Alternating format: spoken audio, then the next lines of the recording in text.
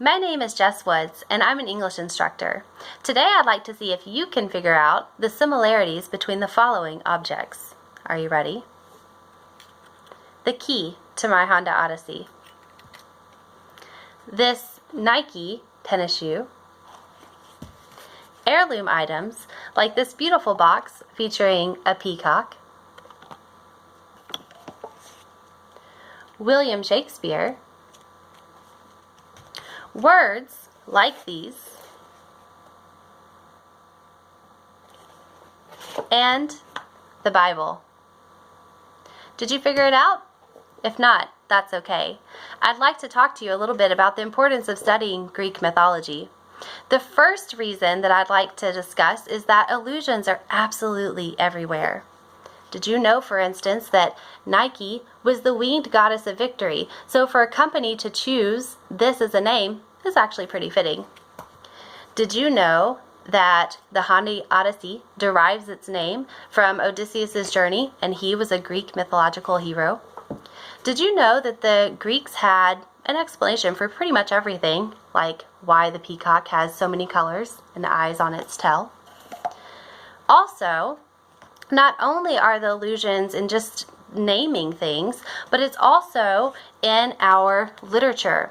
If you're going to study any kind of classical author like William Shakespeare or like Stephen Crane, there are numerous others, allusions to mythology are going to be throughout these pages. So for you to have a deeper level of understanding, it's really important that you understand those mythological allusions, that context, so that you can have a better understanding of the text and what is being said.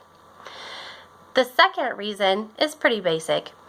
Our current Western civilization has its origins in ancient Greece. So in order for us to better understand the foundations of our society, we should understand theirs just a little bit.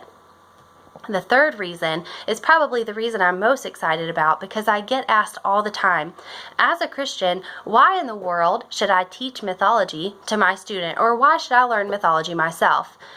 Well, let me tell you. There are mythological allusions in the Bible as well. And not just that, but I really truly believe that studying Greek mythology gives us insight into the culture, into the world that Jesus was born into. Did you know that around the time that Jesus was born, the Greeks, the Romans, the Israelites, they were all living in very close communion. And in fact, the Israelites had not been following what God would have wanted them to do. They had meshed with another culture, and they would have been very familiar. And in fact, some of them would have probably worshipped the same deities that the ancient Greek people did. So when Jesus was born, by studying mythology, we're being able to really see what kind of world he was born into and why it was the absolute perfect time to shake up not just the world of the Israelites, but the world of all the Gentiles as well. It was perfect timing. In case you're wondering about those mythological allusions that I talked about, Acts 12 tells the story of Paul and Barnabas. So this is even after Jesus. When they are going into Lystra, they heal a man, and the crowds begin to call out to them and praise them as gods. In fact, they begin to call Barnabas Zeus, and Hermes, they say, is Paul. And the priest for Zeus was actually on the outskirts of towns. He heard the commotion, and he came out, and they were going to do a parade. They were going to offer sacrifices, and Paul and Barnabas had to stop them. They had to say, no. You are missing the point. We are just mere men. There is only one true God, and they were able to kind of tell that story a bit.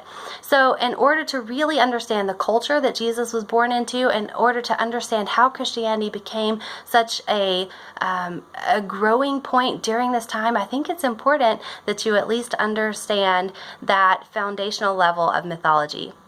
Thanks for watching. I hope that you've learned a little bit of something. Now get to reading.